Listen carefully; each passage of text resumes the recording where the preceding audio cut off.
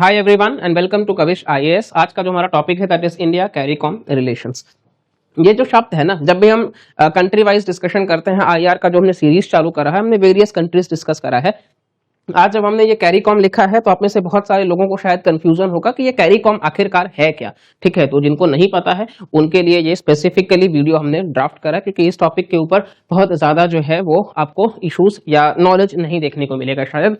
तो चलिए बहुत अच्छे से कवर करते हैं, क्योंकि everything we will discuss at Kavish IAS. सिर्फ आप जुड़े रहिए और इस इंफॉर्मेशन को जितना हो सके ग्रास्प करिए और यूज करिए हार्डवर्क के साथ में नोट्स बनाने में।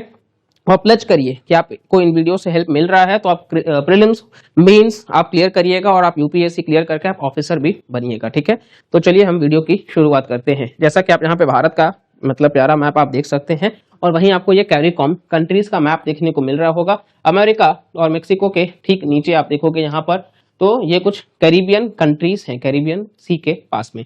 और ये मोटे मोटे मतलब 15 कंट्रीज हैं जो कैरीकॉम का हिस्सा है। तो इनको ही आज हम डिस्कस करेंगे। देखिए, इसके पहले कि हम इनको डिस्कस करें, चर्चा में है क्यों, तो आप ये कारण देखिए कि प्रधानमंत्री नरेंद्र मोदी जो है वो एक हिस्टोरिक गियाना विजिट पे रहे एनर्जी टॉक्स को लेकर के। देखिए, ऑलरेडी हमने डिस्कस करा है इंडिया अफ्रीका रिलेशंस चैनल के ऊपर, तो अगर आपने नहीं देखा है उस वीडियो को तो इस वीडियो के बाद आप उसको भी चेकआउट करिएगा, बहुत डिटेल्ड वीडियो है। तो प्राइम मिनिस्टर जो है वो नाइजीरिया के विजिट पे रहे, नाइजीरिया के बाद बेसिकली वो गियाना के विजिट पे भी रहे। ठीक है, और G20 को भी अटेंड करने के लिए वो रहे। ठीक है, तो यहाँ पर जैसा कि हमने देखा है कि किस तरीके से वो गियाना के विजिट पे गए हैं, और ये एनर्जी टॉक्स को लेकर के काफी इंपॉर्टेंट रहा है। आप गार्डियन का आर्टिकल है देख सकते हैं कि फोकस करने के लिए ट्रेड और इन्वेस्टमेंट, और ये ऑयल रिच कैरिबियन कंट्री है। ठीक है, नाइजीरिया वाली में भी हमने देखा था कि वो काफी इंपॉर्टेंट है। आज गियाना भी हम देखेंगे कि ये काफी इंपॉर्टेंट है। ठीक है, पहले तो आइए हम गियाना को मैप में देख लेते हैं प्लेसेस इन न्यूज के एंगल से, कि वो ईमानदारी से कवर हो जाए। अब यहाँ पे आप देख रहे हैं गियाना जो देश है वो यहाँ पे कनोको माउंटेन्स, आप यूपीएससी प्लेसेस इन न्यूज में कई बार पूछ लेता है, तो आप लोगों को पता होना चाहिए कि ये कनोको माउंटेन्स कहाँ पे है। तो ये गियाना में सिचुएटेड है। अकाराई माउंटेन्स भी आप देख रहे हैं। ठीक है, इसके अलावा आप देखोगे तो यहाँ पे कुछ रिवर्स के नाम है, वैसे आज सच वो बहुत इंपॉर्टेंट नहीं है। नेबरिंग कंट्रीज में आप देखोगे तो सूरीनाम आपको देखने को मिल जाएगा, ऊपर अटलांटिक ओशन आप देख रहे हैं, यहाँ पे वेनेजुएला है और ब्राजील है जहाँ पे G20 का रिसेंट समिट हुआ है।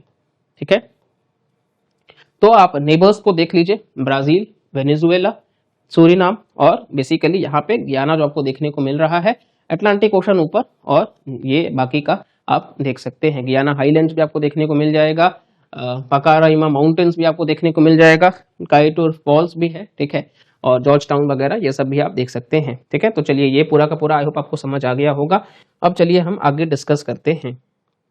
इस टॉपिक को डिस्कस करने के पहले हम आप सबसे एक मतलब इंफॉर्मेशन साझा करना चाहते हैं कि अगर आप यूपीएससी 2026-27 के लिए तैयारी कर रहे हैं और आपको लगता है कि आपको इंफॉर्मेशन कहीं ना कहीं मतलब कलेक्ट करने में मतलब कमी रह जा रही है, या फिर आपके जो होलिस्टिक तैयारी होनी चाहिए वो उस तरीके से स्ट्रीमलाइंड नहीं हो पा रही है, लैक ऑफ गाइडेंस लग रहा है, तो आप एक बार हम जरूर बोलेंगे कि आप कविश के साथ जुड़ करके देखिएगा। हमारे ऑफलाइन सेंटर्स जो हैं वो आपको वीआईपी रोड में और हाजरा रोड सेंटर्स में देखने को मिल जाएंगे, जहाँ पे कहीं ना कहीं हम बहुत अच्छे से स्टूडेंट्स को जो है वो तैयार करते हैं। ठीक है, starting from prelims to mains to interview, तो आपको बिल्कुल एक कॉन्फिडेंस मिलेगा अपने जर्नी में, और आप फर्स्ट अटेम्प्ट में ही आपका आईएएस आईपीएस का जो ड्रीम है वो आप फुलफिल कर पाएंगे। आई होप कि आपको वीडियो से भी हेल्प मिल रहा है। बाकी अगर आप और ज्यादा जानकारी चाहते हो तो आप डिस्क्रिप्शन से चेक कर सकते हैं, आप काउंसलिंग वगैरह के सेशंस के लिए भी इन्वॉल्व कर सकते हैं। तो चलिए अब हम वीडियो की शुरुआत करते हैं।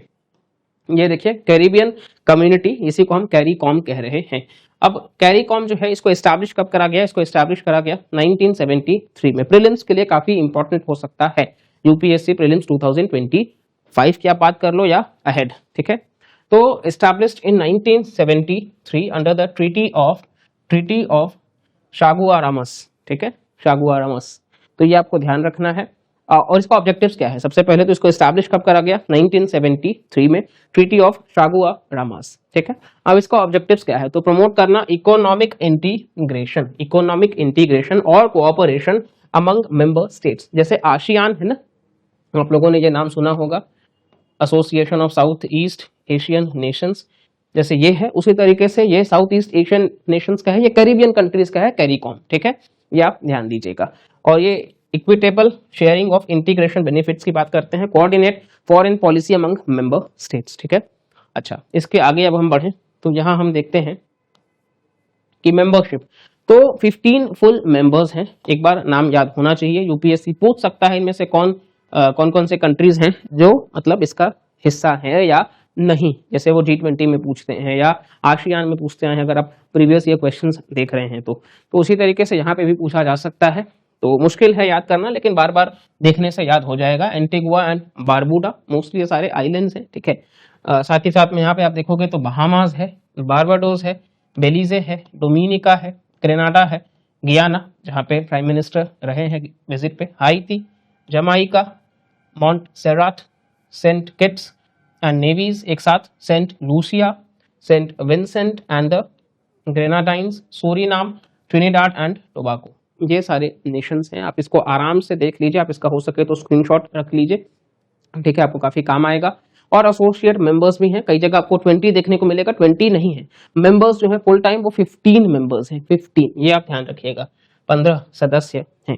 बाकी के 5 जो है वो एसोसिएट हैं, जैसे Anguilla, Bermuda, British virgin islands, केमन आइलैंड्स और टर्क्स एंड काइकोस आइलैंड्स। ऑब्जर्वर्स में भी आप देख सकते हो, ठीक है, वेनेजुएला, पुर्टो रिको, ये सब ऑब्जर्वर्स उतना इंपॉर्टेंट नहीं है। नाउ आपको 15 मेंबर्स जो है that is more than enough. Leadership की बात कर ले तो चेयरमैनशिप रोटेट करता है एवरी 6 मंथ्स, ठीक है, among the heads of member states. जैसे अभी तक हम ऑर्गेनाइजेशंस देखेंगे, अगर G20 की बात कर ले हम, तो G20 का क्या है, वहां पे भी कोई ऐसा सेक्रेटेरिएट नहीं है। चेयरमैनशिप हर मतलब आपको देखने को मिल जाएगा कि हर 6 महीने, वहां पे हर साल जो है वो रोटेट होता है, यहाँ हर 6 महीने पे चेयरमैनशिप जो है वो रोटेट होता है, एवरी 6 मंथ्स, ठीक है। G20 में हर साल है। अच्छा, नेक्स्ट हम बात कर लें तो एडमिनिस्ट्रेटिव स्ट्रक्चर क्या है, इसका सेक्रेटेरिएट कहाँ पे है।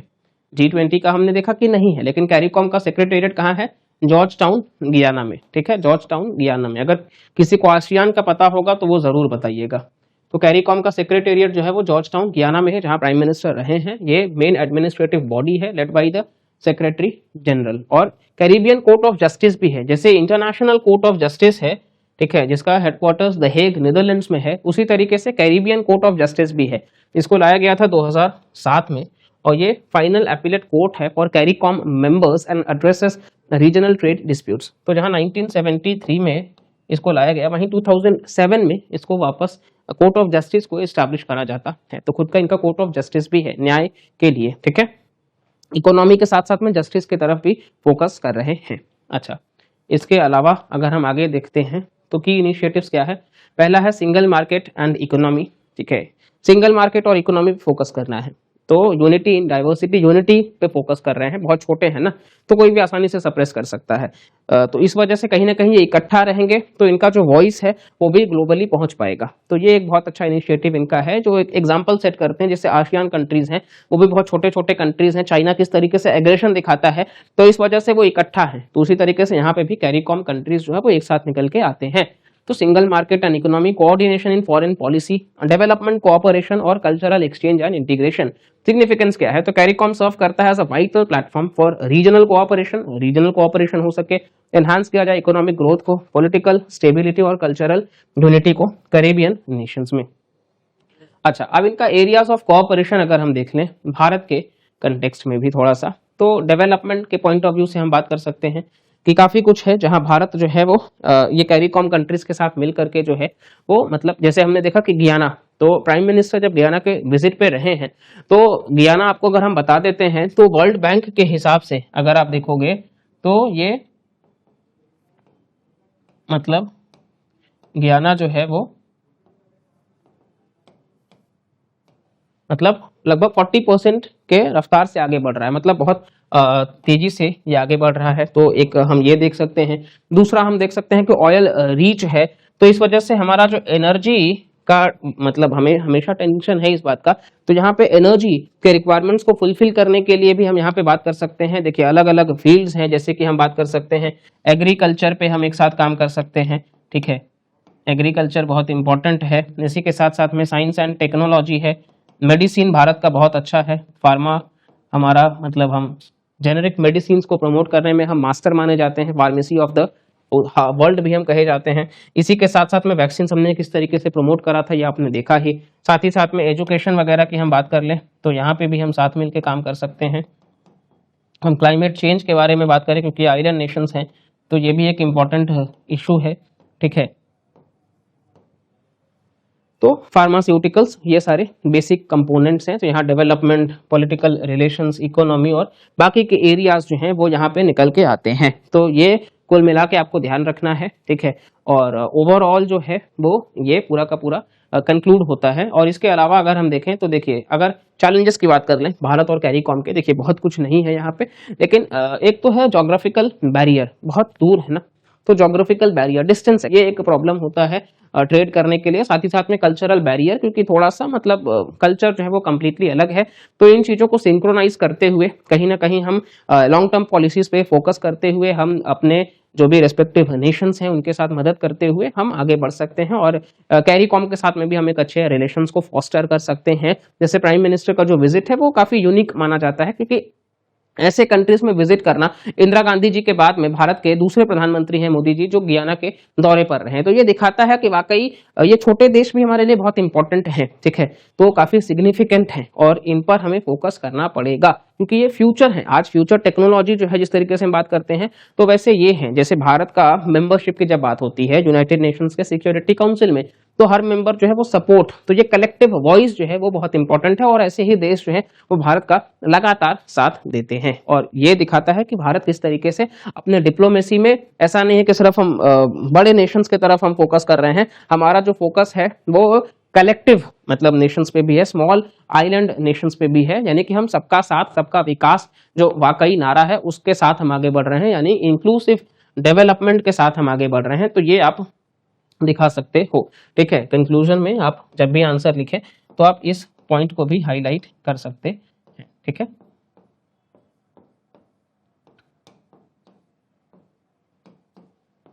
बस बाकी देखिए, कहीं ना कहीं ऐसा नहीं है कि हम रेस्ट्रिक्टेड हैं किसी एक जोग्राफिकल रीजन के, बैरियर बहुत ज्यादा है, डिस्पाइट दैट हम स्टिल एफर्ट दे रहे हैं, तो ये काफी मायने रखता है।